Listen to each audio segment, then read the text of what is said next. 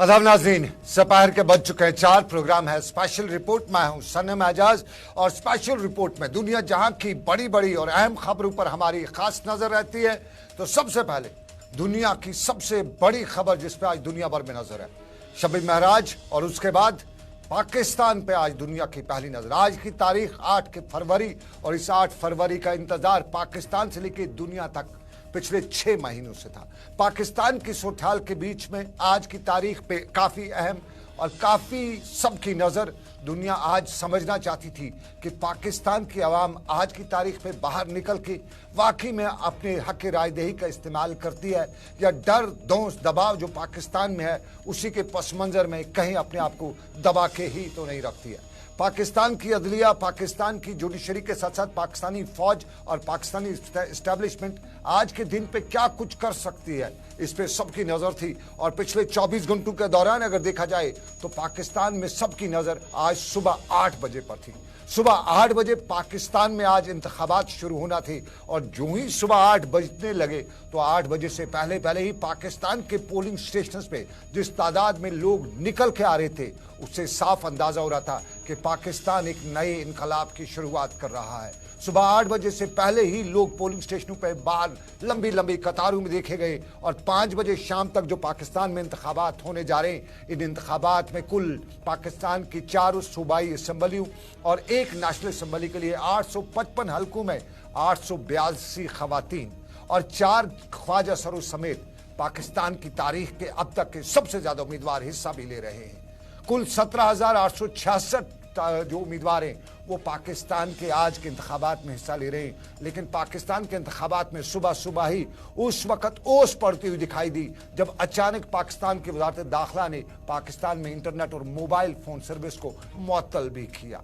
कल रात देर गई ही पाकिस्तान के कुछ सरकारी ओहदेदारों ने बताया था कि ऐसा कुछ नहीं होगा, खदशात का इजहार किया जा रहा था। लेकिन सुबह सुबह पाकिस्तान के ओहदेदारों ने, एस्टैब्लिशमेंट ने खासतौर पर बताया कि दहशतगर्दी के हालिया वाक़ात के नतीजे में जो कीमती जानों का ज़िया हुआ है, अमन अमान का जो कायम रखना है और ख़तरात से निपटने के लिए जो हिफाजती इंतजाम करने, उसी के पस मंज़र में इंटरनेट मोबाइल सर्विस जो है मुअत्तल रखा गया है। और ये मोबाइल इंटरनेट सर्विस मुअत्तल रही, सिग्नल गायब रहे, लेकिन पाकिस्तान में इलेक्शन कमीशन ने बताया कि 8,300 SMS सर्विसेज भी मुतासिर रही हैं। पाकिस्तान के आज के इंतखाबात में अभी 4 बजे तक जो आदाद शुमार नहीं बल्कि जो अंदाजे लगाए जाते हैं कि पाकिस्तान की तारीख के सबसे ज्यादा परसेंटेज अब की बार वोट परसेंटेज हो सकती है। खवातीन की लंबी लंबी कतारें देखिए। खैबर पख्तूनख्वा जो ट्राइबल एरिया है वहां पे पहली बार खवातीन को इस तादाद में बाहर निकलते हुए देखा। और पाकिस्तान में जो 25 साल से कम उम्र के नौजवानों की तादाद 2 करोड़ से ऊपर बताई जाती है और जिसके बारे में पाकिस्तान का मीडिया, पाकिस्तान का आम शहरी यही बता रहा है कि वो इमरान खान की फौज है, वो आज बड़ी तादाद में बाहर निकली थी। तो 25 साल से कम उम्र के वोटर जिनकी तादाद पाकिस्तान में 2 करोड़ के करीब बताई जाती है, अगर वोट करने में आज कामयाब हुए तो पाकिस्तान में इमरान खान की तहरीक इंसाफ, जिससे बला छीना गया है, जिसको दबाया गया, जिसके कारकुनान को गिरफ्तार किया गया, जिसके MPs MLAs को गिरफ्तार किया गया, उसका दबदबा शायद रोकने में पाकिस्तान की एस्टैब्लिशमेंट कामयाब नहीं हो पाएगी। नवाज शरीफ के साथ साथ आप शहबाज शरीफ को भी देख लीजिएगा। आज वोट डालने आए, लेकिन दुनिया की तारीख में शहबाज शरीफ और नवाज शरीफ ऐसी शख्सियत होंगे जिन्होंने आज उनके हल्के इंतखाब में, जो उनका आबाई हल्का है, वहां पे भी वोट तो डाला, लेकिन आज़ाद उम्मीदवार को उनका अपने पार्टी का वहां पे भी कैंडिडेट नहीं था। जो पाकिस्तान की सबसे बड़ी पार्टी बनती हुई नजर आ रही है, उन्होंने अपना उम्मीदवार वहां पे खड़ा नहीं किया हुआ था। ये तारीख थी नवाज शरीफ की, शहबाज शरीफ की, मरियम नवाज की, जिनके बारे में पाकिस्तान की सूरत-ए-हाल थी। तो इसी सूरत-ए-हाल के बीच में ये तस्वीर जो लंबी लंबी कतारें, ये पाकिस्तान के उन इलाकों से नजर आई है जहां खाम ख्याल या ख्वाब ख्याल में भी नजर नहीं आता था कि इस तरह की लाइन होगी। लेकिन ये वही है जो पिछले 2 सालों से पाकिस्तान के एस्टैब्लिशमेंट, पाकिस्तान की आवाम के साथ करती आई है और आज पाकिस्तान की आवाम वोट के जरिए जवाब देती हुई नजर आ रही थी।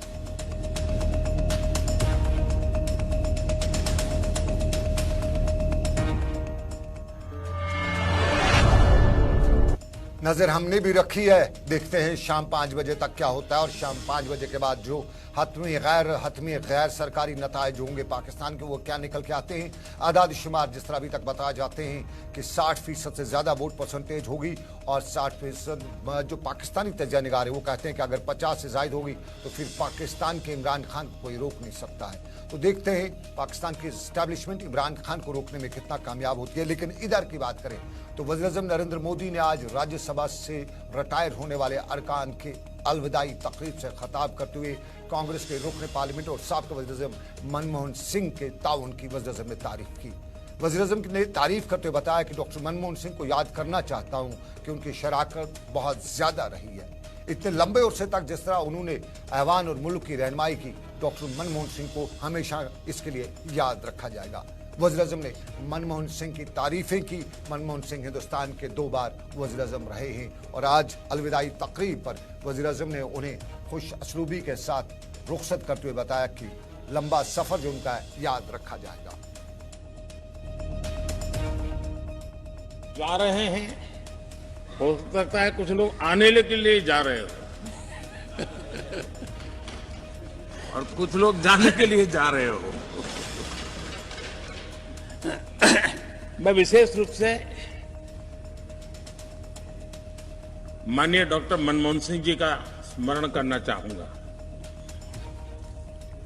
6 बार इस सदन में वो अपने मूल्यवान विचारों से और नेता के रूप में भी और प्रतिपक्ष में भी नेता के रूप में उनका बहुत बड़ा योगदान रहा है। वैचारिक मतभेद, कभी बहस में छिटाकशी, वो तो बहुत अल्पकालीन होता है, लेकिन इतने लंबे अरसे तक जिस प्रकार से उन्होंने इस सदन का मार्गदर्शन किया है, देश का मार्गदर्शन किया है, वो हमेशा हमेशा जब भी हमारे लोकतंत्र की चर्चा होगी तो कुछ माननीय सदस्यों की जो चर्चा होगी उसमें माननीय डॉक्टर मनमोहन सिंह की योगदान की चर्चा जरूर होगी।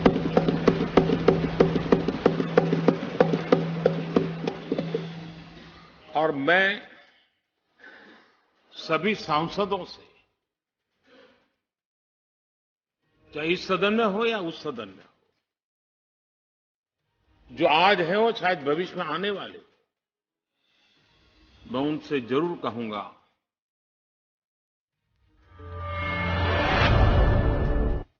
और नाज़रीन, अब कश्मीर की तारीख का अलमिया या कल शाम को शहर श्रीनगर में साल 2024 का पहला जो स्पॉट किलिंग, टारगेट किलिंग का वाक़ा पेश आया। ये श्रीनगर के शहीदगंज के बैक साइड का वाक़ा, जब नामालूम बंदूक बरदारों ने अमृतसर के 2 रिहायशियों पर नज़दीक से गोलियां चलाई और जिनमें अमृतपाल सिंह की मौके पर ही मौत वाक़ा हुई। रोहित यहाँ शदीद तौर पर जख्मी हुआ। रोहित को श्रीनगर के एसएमएच अस्पताल से सोहरा अस्पताल पहुँचाया गया था, लेकिन रात देर गई सोहरा अस्पताल में भी वो जख्मों की ताब न लाते हुए दम तोड़ बैठा। इस साल का ये पहला वाक़ा और इससे ठीक उस वक्त जब कश्मीर से लेकर दुनिया भर में कल शब महराज सल्लल्लाहु अलैहि वसल्लम की तकरीबात के सिलसिले में इंतजामात किए जा रहे थे, तैयारियां की जा रही थी, लोग नमाज के लिए निकल रहे थे। उस वक्त के इस वाक़े पर वादी कश्मीर में हर सू उस वक्त से ही खौफ भी था, अफसोस भी था और हर तरफ से इस वाक़े की मजम्मत की जा रही थी। ये श्रीनगर में साल 2024 का पहला वाक़ा पेश आया था और इसको लेके सियासी जमातों ने कल शाम से अपना रद्दअमल जाहिर करना शुरू किया था। और कल शाम से ही सियासी जमातों ने, चाहे जम्मू कश्मीर के लेफ्टिनेंट गवर्नर हैं, उन्होंने भी इसकी सख्त अल्फाज में मजम्मत की, अपना ट्वीट उन्होंने किया। उसके बाद आज की अगर बात करें तो सियासी जमातों ने इस पर रद्दअमल करना शुरू किया। जम्मू में आज उमर अब्दुल्ला थे, नेशनल कॉन्फ्रेंस के लीडर उमर अब्दुल्ला ने जम्मू में आज मीडिया से जब बात की तो इस वाक़े पर अफसोस का इजहार करते हुए सरकार के इस पस मंज़र पर उन्हीं के अल्फाज में सुन लीजिएगा उन्होंने किस तरह से इसकी मजम्मत की।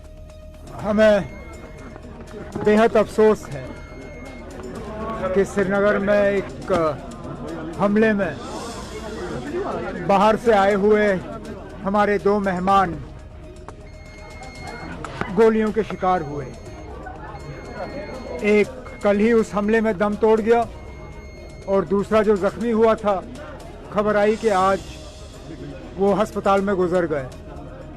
सबसे पहले तो उनके घर वालों के साथ हम हमदर्दी और अफसोस का इजहार करना चाहते हैं और उसके साथ साथ इस हमले की जितनी निंदा की जाए, जितनी इसकी मजम्मत हो, कम है। श्रीनगर में इस तरह के हमले, अफसोस की बात है कि लगातार 2-3 सालों से ये हम सिलसिला देखते आ रहे हैं। टारगेटेड किलिंग्स शहर के बीचों बीच। इसी से आपको पता चल जाता है कि जम्मू कश्मीर में हालात वो नहीं हैं जो हुकूमत दावा करती है। इन्होंने पहले तो कहा था कि 370 हटते ही बंदूक जो है वो खामोश हो जाएंगे, लेकिन श्रीनगर, रजौरी, पुंछ, इस तरह के इलाके जहां मिलिटेंसी के हमले जो है लगभग ख़त्म हो गए थे, लगातार यहाँ पे अब इन हमलों का सिलसिला जो है वो देखने को मिल रहा है, जो बड़े अफसोस की बात है। प्राइम मिनिस्टर कह रहे हैं अब की बात 400 के पार। आपको लगता है आपको क्या 400 से लेना देना? पहले यहाँ लोगों की जानें जो है वो महफूज हों, वो 400 की बात बाद में करें। पहले ये बताएं ना आप कि जम्मू कश्मीर में हालात इस तरह खराब क्यों हैं? जम्मू कश्मीर में जो अमन की बात हुई, जम्मू कश्मीर में जो शांति की बात चली, जम्मू कश्मीर में ये हर बार कहते हैं जनाब बस militancy is on its last legs, militancy is about to finish, we are just about to finish militancy, और फिर ऐसे हमले हो जाते हैं, फिर ये लोग खामोश हो जाते हैं। 400 की हम बाद में बात करेंगे, पहले मुल्क को ये समझाएं कि ना कि जम्मू कश्मीर के हालात अब ये हमें कसूरवार ठहरा नहीं सकते। हमें तो हुकूमत से बाहर गए हुए काफ़ी साल हो गए, डायरेक्ट इनका दिल्ली से कंट्रोल है जम्मू कश्मीर के ऊपर, बजट भी वहीं से पास किया जाता है, एलजी साहब को भी वहीं से हिदायत मिलती है। अगर इन सब चीज़ों के बावजूद ये डबल इंजन सरकार का दावा करते हैं, तो अगर इसके बावजूद उमर अब्दुल्ला जम्मू में अपने मीडिया से बात कर रहे थे। उमर अब्दुल्ला ने जिस तरह बताया कि जो सरकार दावा कर रही है वो हालात नहीं है जम्मू कश्मीर में, लेकिन श्रीनगर में सईद अल्ताफ बुखारी अपनी पार्टी के सरबराह ने इस वाक़े को, श्रीनगर में जो वाक़ा पेश है, इसको पागलपन बताया और बताया कि पागलपन को एबनॉर्मल सी नहीं कहा जा सकता। उन्होंने कहा कि हालात जो है नॉर्मल नहीं, ये जो हलाकतें हो रही हैं इसको भी रोका जाएगा। सईद अल्ताफ बुखारी श्रीनगर में इन हलाकतों पर अपना रद्द-ए-अमल जाहिर कर रहे थे। बहुत अफसोसनाक वाक़ा है, मेरा सर शर्मिंदा हमेशा होता है। क्या कहेंगे हम लोगों को? इंसान मारना सबसे बड़ी जो गुनाह मैं मानता हूँ, बेगुनाह इंसान मारना, बेगुनाह हो तो फिर तो ज़्यादा ही गुनाह है। और हम इसीलिए सफ़र कर रहे हैं, जो हमारे आप देखते हैं कभी बर्फ़ नहीं है, बारिश नहीं है, ये इसी का खामियाजा है। मैं अपील करता हूँ अपने साथियों से जो यहाँ लोग हमारे रहते हैं, आम शहरी, कि हमें उठना पड़ेगा। ये जो कातिल हम में बेड़ियों के बेस में हैं, इनको नंगा करना पड़ेगा। जब तक ना हम उठेंगे तब तक इसका हल नहीं होगा, वरना हम पे अजाब नाजिल होता ही रहेगा खुदा का। क्लेम्स किए जा रहे हैं नॉर्मलसी के लिए, लेकिन नॉर्मल, देखिए इसको एबनॉर्मल सी ना कहिए। देखिए ये एबनॉर्मल सी हर एक कोशिश करेगा कहने की, ये एबनॉर्मल सी नहीं है, ये पागलपन है। पागलपन को आप एबनॉर्मल सी थोड़ा ही कहेंगे। ये कुछ लोग पागल हो गए हैं। अब पागल कुत्ता होगा तो आप कहेंगे साहब फिर यहाँ शहर में पागल कुत्ते ही घूम रहे। ये पागल लोग हैं कुछ, इनको आप नहीं ना कहिए। ये नॉर्मल सी तो है, बिल्कुल नॉर्मल सी है। मैं आश्वासन देता हूँ हिंदुस्तान के सभी लोगों से, आइए कश्मीर नॉर्मल है। ये जो एबरेशंस है हम इनको भी रोकेंगे। हम लोग जम्मू कश्मीर के लोग खड़े हो जाएंगे और हम रोकेंगे। हम आपकी सिक्योरिटी है यहाँ। अभी नेबरिंग कंट्री में इलेक्शन, सईद अल्ताफ बुखारी नॉर्मल से अब नॉर्मल सी की बात कर रहे थे, लेकिन आपको बताएं नेशनल कॉन्फ्रेंस के senior general secretary doctor Mustafa कमाल, और उन्होंने भी आज मीडिया से इस हवाले से बात की। जम्मू में मीडिया से बात करते उन्होंने बताया कि मैं सरकार से पूछना चाहता हूँ, सवाल उनका था कि जो मुल्क में तासर दिया जा रहा है कि यहाँ सब कुछ ठीक ठाक है, तो फिर जब उनके अल्फाज के मुताबिक हर मीटर पे फोर्स के एहलकार तैनात है, तो फिर ये हालात कैसे हो रही है? मुस्तफा कमाल का सवाल। Well, ask that question to the governor. Ankush, They seem to be hell bent in giving a false narrative to the people of the country. They are and forgetting what their job is. is the protection of every civilian, his life, and what he stands for. But this is at a time when almost saying every meter we have a security official in uniform. Be it the police, be it the paramilitary forces, be it the para-police, and yet such incidents take place in the heart of J&K, Lal Chowk area. So it's saddening. Where are we heading? Jai Shankar I saw on the TV also, on the same Indo-Pak. And this is the first time I've heard that Pakistan is our neighbor.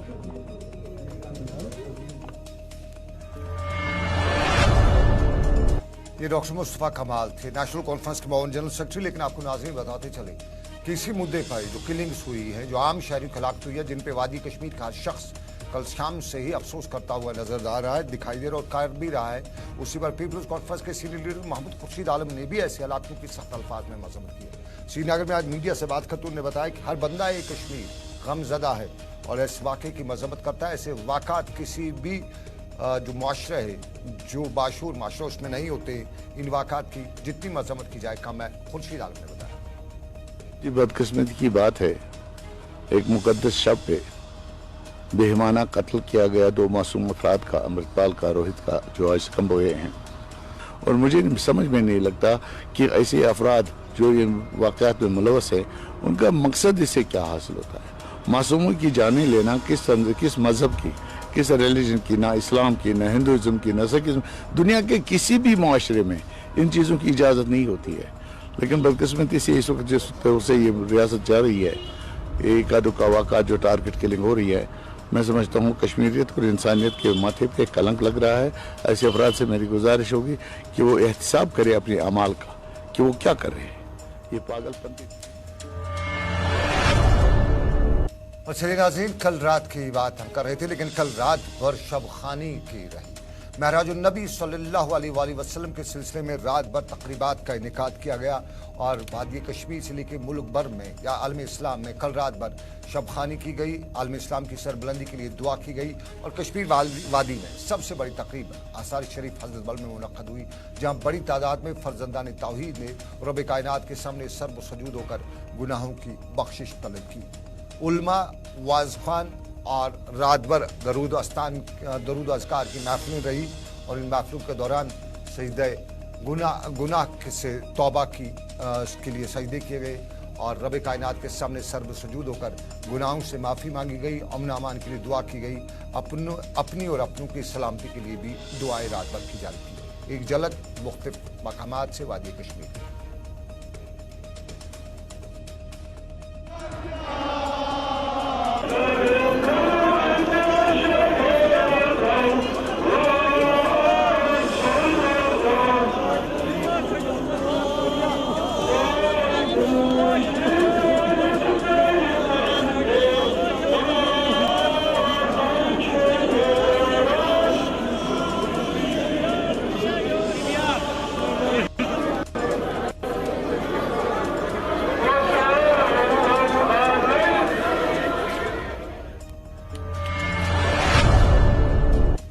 रात भर दरूद अज़कार की महफिलें थी और इन महफिलों के दौरान रब कायनात के सामने सर्व सजूद होकर लोगों ने आलम इस्लाम की बुलंदी के लिए दुआ की। जिन मुसीबत, जिन मुश्किलात से आज दुनिया दो चार है, मुसलमान दो चार है, उससे छुटकारे के लिए दुआएं मांगी गई। लेकिन अब आपको छुटकारे की बात करें तो आपके सामने एक बच्ची की, एक लड़की की हम तस्वीर दिखाएंगे। ये लड़की जो है भोपाल की रहने वाली है और डोडा के इलाके में 2 हफ्ते पहले हमारे नुमाइंदे ने इसे देखा था और हमारे नुमाइंदे वसीम गट्टू इस वक्त इस लड़की को, ये जो व्हील चेयर है इस पे आपको दिखा रहे हैं। 2 हफ्ते पहले हमने इस बच्ची को देखा।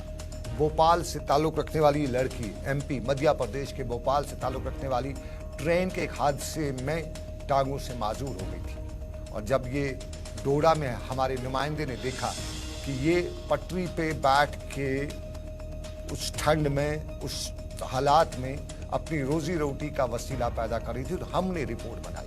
हमारे नुमाइंदे ने इंतजामिया से पूछा कि कहाँ है आपके महकमे, कहाँ है आप बेटी बचाओ की बात करते हैं। तो बाद में हमने जब सरकार से पूछा तो ज्योति के लिए सरकार अब सामने आई। वो ये गुब्बारे बेचा करती है और अपने रोजी रोटी कमाती है।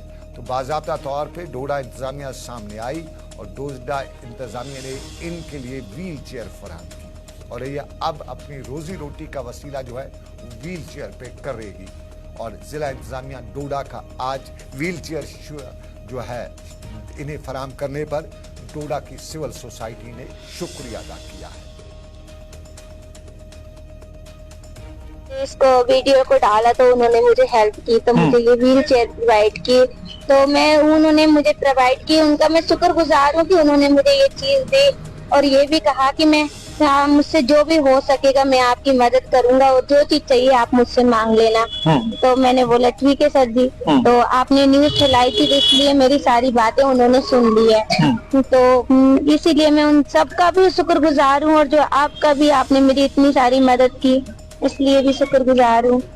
और मैं इंडियन आर्मी की तरफ से गोल्ड मेडलिस्ट भी हूँ। मुझे दिया था, मैं साइकिल से गए थे जम्मू से तो ले लद्दाख तक जब गए थे, पैदल गए थे वहाँ पे सियाचिन ग्लेशियर, तो मुझे रास्ते में 15 अगस्त के दिन में उन्होंने मुझे ये दी थी, मुझे गोल्ड मेडल दिया था कारगिल वॉर मेमोरियम का, वो दिया था और एक लकड़ी की होती है सिरिंज वो दी थी मुझे और खरदुंगला टॉप 18,380 फीट से एक वहाँ से भी मेडल दिया था। तो 2 मेडल और एक ट्रॉफी मैंने जीती है वहाँ तक। ज्योति, दिन के पैसे कितने कमाते हो आप? दिन के पैसे तो भैया मुझे ज्यादा नहीं बने हैं, ये अभी सुबह से बैठे थे मुझे ये इतने से पैसे बने हैं, तो ठीक है इतने भी मेरे। हिम्मत है मर्दा मदद खुदा। ये ज्योति है भोपाल के रहने वाली, एक हादसे में दोनों टांगों से माजूर हो गई है और उसके बाद शुक्रिया जिला तरक्याती कमिश्नर डोडा आपका भी और डोडा की बाकी एडमिनिस्ट्रेशन का, जिन्होंने खबर का नोट्स लेते हुए हमारे साथी वसीम गत्तू की खबर का नोट्स लेते हुए बाज़ाब्ता तौर पे हमने बाज़ाब्ता तौर पे अपने प्रोग्राम अब तक में जिला इंतजामिया डोडा से गुजारिश भी की थी, कुछ अपने अल्फाज भी बताए थे, तो उन्हीं अल्फाज उसी शुक्र में उन्हीं हमारी उस रिपोर्ट के लिए उनका जो कदम उठाया उसके लिए शुक्रिया जिला इंतजामिया डोडा। एक इंसान की मदद, इससे ज़्यादा हम आपसे और कुछ नहीं चाहते हैं, तो बहुत बहुत शुक्रिया। लेकिन आपको बताएं इसके साथ ही अभी तक का स्पेशल रिपोर्ट यहाँ पे अख्ताम पजीर हुआ चाहता है। दीजिए इजाज़त, 6 बजे फिर होगी आपसे मुलाकात, तब तक के लिए रखिए अपना ख्याल। अल्लाह हाफ़िज़।